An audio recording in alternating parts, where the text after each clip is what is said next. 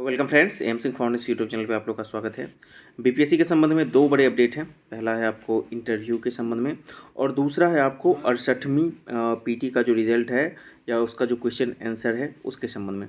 तो दोनों ही बहुत ही महत्वपूर्ण है। सबसे पहले देख लीजिए, ये आज का ही खबर था कि आपको यहाँ पर देखिए नहीं बदलेगा 68वीं बीपीएससी पीटी का एक भी प्रश्न का उत्तर। आपको पता है कि 16 तारीख को फिर से लोगों को बुलाया गया था, लेकिन लोगों ने अपना दावा प्रस्तुत किया, लेकिन उसको पूरे सिरे से खारिज कर दिया। और उसी के संबंध में फिर से आज के डेट में देखिए, यहाँ पे 18 के तारीख के डेट में आपको आयोग की तरफ से नोटिस आ चुका है। आइए यहाँ पे देखते हैं। हाँ, यहाँ पे देखिए लिखा गया है कि दिनांक 12/2/2023 को आयोजित 68वीं संयुक्त प्रारंभिक प्रतियोगी परीक्षा के जनरल स्टडीज विषय के औपबंधिक उत्तर 18/2/23 को और अंतिम उत्तर जो है 4/3/2023 को वेबसाइट पर प्रदर्शित किया गया था। उम्मीदवारों द्वारा प्राप्त आपत्ति आवेदनों की समीक्षा के बाद विषय विशेषज्ञों की समिति द्वारा जनरल स्टडी विषय के प्रश्न पुस्तिका श्रृंखला ABCD जो है तदनुपरांत प्रश्न पुस्तिका श्रृंखला ABCD के सभी प्रश्नों के उत्तर जो है ना तथा दिनांक 4/3 को प्रदर्शित अंतिम आदर्श उत्तर पर प्राप्त आपत्ति पर विषय विशेषज्ञों की समीक्षा एक्सप्लेन भी आयोग की वेबसाइट पर उपलब्ध है। मतलब कि आपका जो भी चीज़ें हैं उस सबको पुराना जो भी है वही इसको एक्सप्लेन कर दिया गया। यहाँ पे देख सकते हैं, आप जाकर देखिएगा आयोग के वेबसाइट को तो आपको ये मिल जाएगा।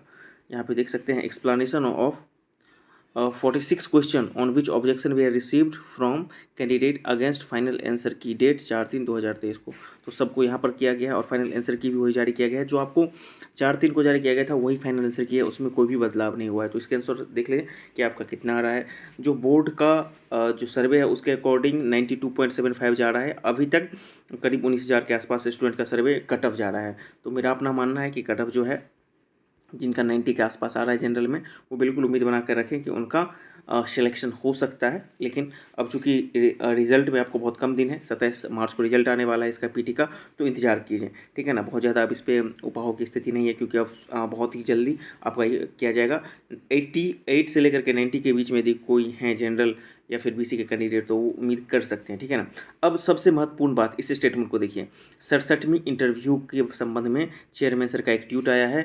Sometime candidates get very high और low marks in interview and this become the decisive factor in their result. आपको पता है कि आपका कभी कभी देखते होंगे कि किसी कैंडिडेट को 60 एवरेज 70 एवरेज देकर दिया जाता है, किसी का 88, किसी का 90 दिया जाता है ना। ये इंटरव्यू बोर्ड में हमेशा देखने को मिला है। और चूंकि 3 बार से 90 हाईएस्ट जा रहा है, 3 बार से 90 जो है हाईएस्ट है मार्क्स, तो इतना मार्क्स आपको मिल रहा है। और आप समझ सकते हैं ना, किसी को यदि 60 मिला और किसी को 90 मिल गया, ये 40 नंबर का गैप कितना डिफरेंस पैसा कर सकता है। तो वही बता रहा है कि sometime candidates get very high और low marks interview and this become decisive factor in their result.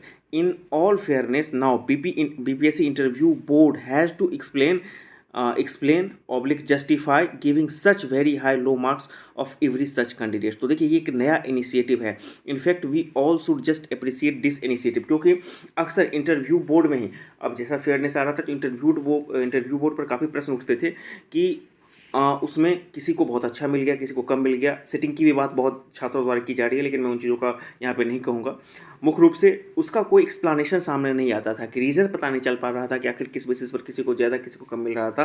और उसका जब छात्रों ने मांग रखा था कि उसका रिकॉर्डिंग कीजिए, तो आज तक का कोई रिकॉर्ड नहीं है कि इंटरव्यू पैनल का जो है जो लाइव इंटरव्यू मतलब जो मेन इंटरव्यू था उसका रिकॉर्डिंग होता है। तो इसको खारिज कर दिया गया था। लेकिन ये इनिशिएटिव अच्छा है कि आपको इंटरव्यू बोर्ड को अब एक्सप्लेन करना पड़ेगा कि आखिर कौन कौन ऐसे पैरामीटर है कि किसी को 90 मिल रहा है एज ऑफ नाउ पिछला 3 बार के हिसाब से, और किसी को 60 मिल रहा है या किसी को 70 मिल रहा है। इस बार तो मैंने शायद एक को 53 भी देखा था। तो ये बहुत डिसाइसिव हो जाता है, ठीक है ना। तो ये अच्छी बात है। ये देख रहे हैं 5/23 में, ये 18 मार्च का आपको ये अतुल सर का एक ट्वीट आया है कि अब जो 67 और उसके ऑनवर्ड कैंडिडेट हैं, पता है कि 67 का भी रिजल्ट आपको मई में आएगा मेंस में, उसके बाद इसका इंटरव्यू शुरू होगा। तो उन कैंडिडेट के लिए एक बहुत अच्छी बात है। अब आप फेयरनेस मतलब कि जो एक तरह से कर सकते हैं कि जो बार बार विवाद होता था इंटरव्यू पर, तो वो भी ख़त्म होने की ओर बढ़ रहा है।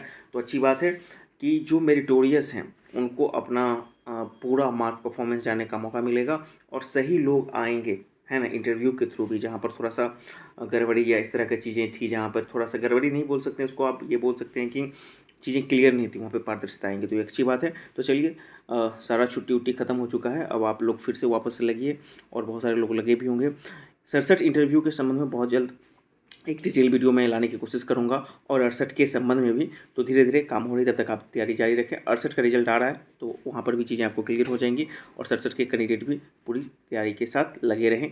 जिनका लग रहा है कि अपना कॉन्फिडेंस कि हाँ मेरा हो सकता है, मैथ सही है इत्यादि, तो निश्चित रूप से आपका इस बार का बहुत ही इंपॉर्टेंट चीज़ है 67वीं, क्योंकि अगले बार से आपको पता है कि बहुत सारी चीज़ें बदल गई हैं। तो जिनका मैथ अच्छा गया है और ऑप्शनल में उन्होंने 6 का 6 अटैम्प्ट ले लिया है इस बार 67 में मेंस में, तो बिल्कुल श्योरिटी रहे आपका इंटरव्यू कॉल तो होगा ही होगा। यदि आपने अच्छा किया तो आपका सिलेक्शन भी होगा, क्योंकि सीट भी इस बार अच्छा खासा कॉम्बिनेशन है।